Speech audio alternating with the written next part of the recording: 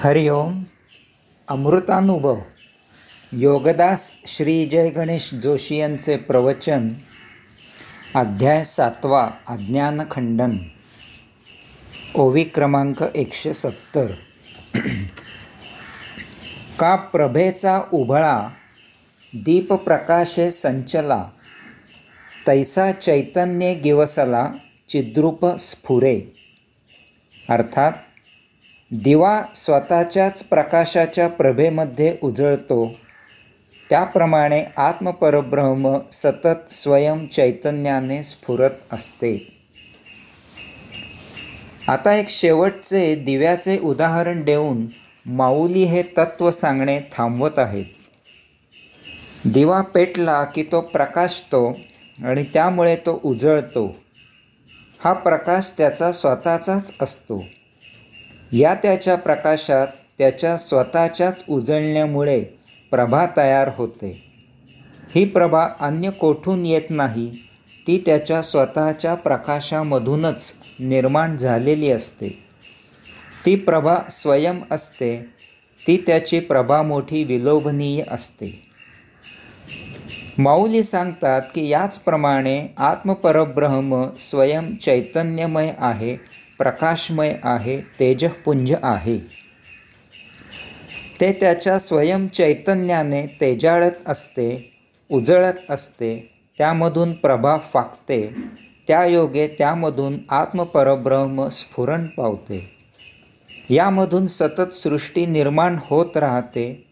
उत्पत्ती, स्थिती, लय असा वैश्विक खेळ सुरू असतो. यात आत्मपरब्रह्मच दृश्य असते आणि तेच द्रष्टा असते. येथे आत्मपरब्रह्माशिवाय अन्य काहीही नाही. येथे आत्मपरब्रह्माची अनन्यता आहे.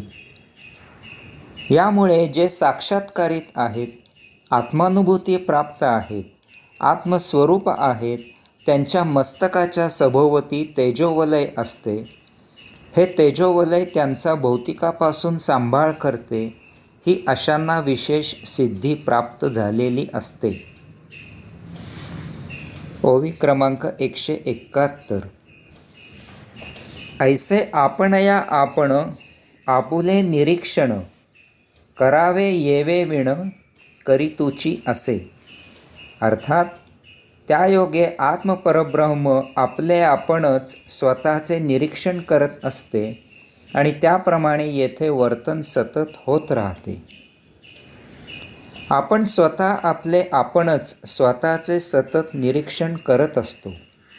त्याप्रमाणे आवश्यकता वाटल्यास आपण स्वतःमध्ये सुधारणा करत असतो. त्यामुळे आपले जीवन सुकर होते. उदाहरणार्थ, या अशा निरीक्षणामुळे मला जाणीव झाली की जर मला लेखन सुरू ठेवायचे असेल तर मला संगणक घेणे आणि तो वापरायला शिकणे आवश्यक आहे. मी याप्रमाणे केले आणि त्यामुळे मला या आधुनिक काळाचा लेखनासाठी भरपूर फायदा झाला आहे. माझे लेखनाचे काम जास्त सुकर झाले आहे. त्या अनुषंगाने आधुनिक वैज्ञानाचे इतरही अनेक फायदे मला झाले आहेत. अशा प्रकारे आपण केलेले आणि करत असलेले काम आपण सतत तपासून पाहतो आणि त्यात जर काही सुधारणा हवी असेल, बदल हवा असेल, नवीन काही करायला हवे असेल तर तसे आपण करत असतो. आपण घराची देखभाल मधून करत असतो.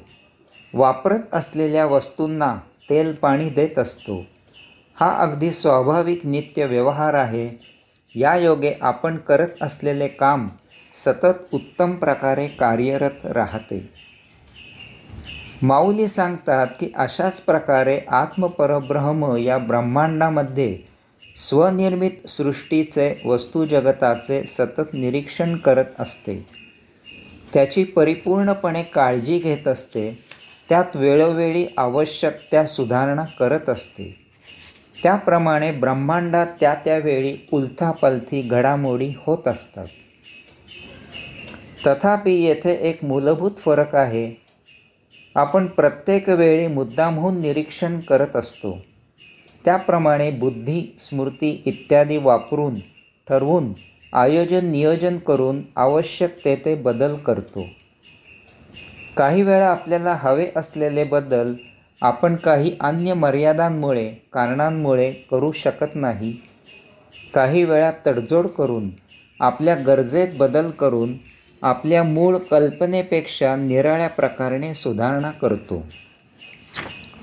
कारण आपण आपल्याला हवे असलेले बदल सुधारणा करून घेण्यासाठी इतर अनेक घटकांवर अवलंबून आहोत. आपण परावलंबी आहोत. आपण आपल्या मर्जीने आपल्याला पाहिजे तसे घडवून आणू शकत नाही. तथापि आत्मपरब्रह्म स्वयंभू आहे. त्याला जे जसे जितके जेव्हा पाहिजे तेव्हा ते तितके तसे प्राप्त करण्यासाठी ते परिपूर्णपणे स्वयंभू आहे, सक्षम आहे. ते कोणावरही जराही कधीही अवलंबून नाही. यातही एक फार मोठे पाहण्यासारखे आत्मपरब्रह्माचे आयोजन नियोजन आहे. आत्मपरब्रह्म जळी स्थळी काष्ठी पाषाणी चराचर सृष्टीमध्ये कणाकणात थेंबाथेंबात रंध्रांत क्षणाक्षणात भरलेले आणि व्यापलेले आहे.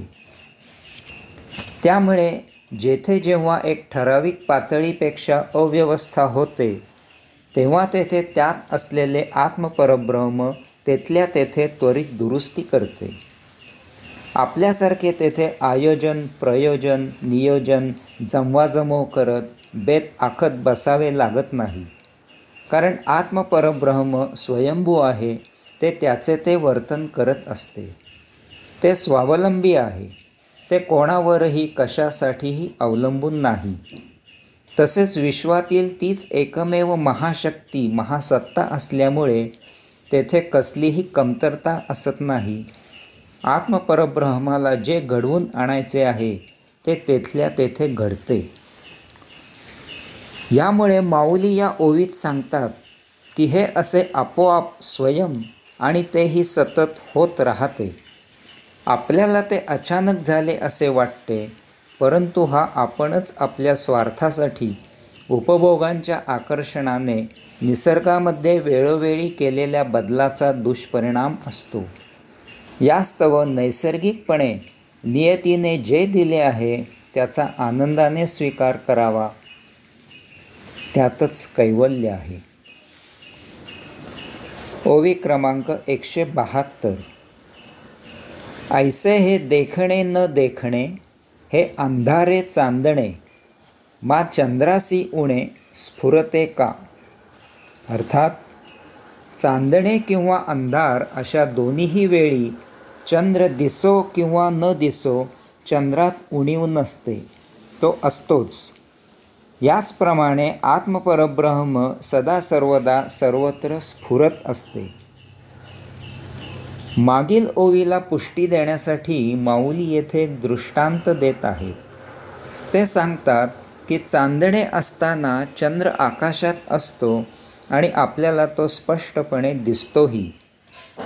तथापि जेव्हा अमावास्या असते तेव्हा तो आपल्याला दिसत नाही. याचा अर्थ अमावास्येला चंद्र आकाशात असत नाही असे नाही. तो नेहमीप्रमाणेच आकाशात असतो, परंतु अंधारामुळे चांदण्याच्या अभावामुळे अमावास्येला तो आपल्याला दृश्य होत नाही इतकेच. याचप्रमाणे आत्मपरब्रह्माबद्दल उगीचच गैरसमज करून घेऊ नये. आत्मपरब्रह्म सूक्ष्म अरूप अदृश्य निराकार आहे आणि यामुळे ते आपल्याला दृश्य होत नाही. याचा अर्थ ते अस्तित्वात नाही असे समजू नये.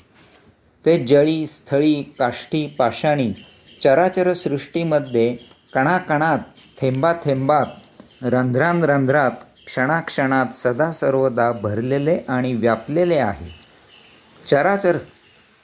चराचर सृष्टी अस्तित्वात आहे हाच आत्मपरब्रह्म अस्तित्वात असल्याचा भरपूर आणि पुरेसा पुरावा आहे. यामुळे जेथे आवश्यकता निर्माण होते तेथे आत्मपरब्रह्म तेथल्या तेथे त्वरित कृती करते. हरिओम.